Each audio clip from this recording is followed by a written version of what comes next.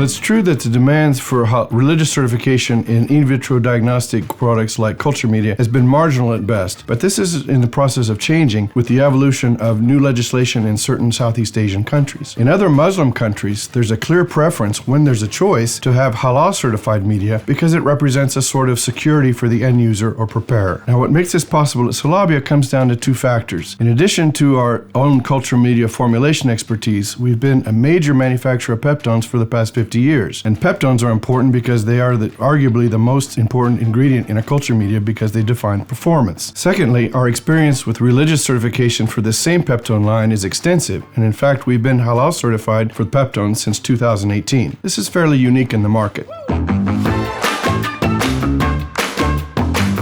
Halal certification is going to function in much the same way as other quality systems like GMP or ISO, with written procedures, written specifications, annual audits, and surprise inspections. And it's important that this commitment be at the same level as these other quality systems because this is simply not something you can do at your convenience, but it has to be a real commitment of the company. Halal certification is going to focus on two main elements: the raw materials in the formulations and then where the formulations are produced. And it is important that these two be considered as equally critical. For culture media, you first start by analyzing your original formulation in order to determine the halal status of each individual ingredient, eliminating the haram or illicit material that might be present. In most cases, this means complete reformulation of the references because most standard culture media contain a significant amount of animal components, and those products are usually not able to be halal certified. By extension, this means that your R&D team is going to play a fundamental role in the development of a halal line because this is not about generating attestations on paper that have very little value, but of real products, real science, and real performance. The next element is usually hard for most producers because it involves the production line,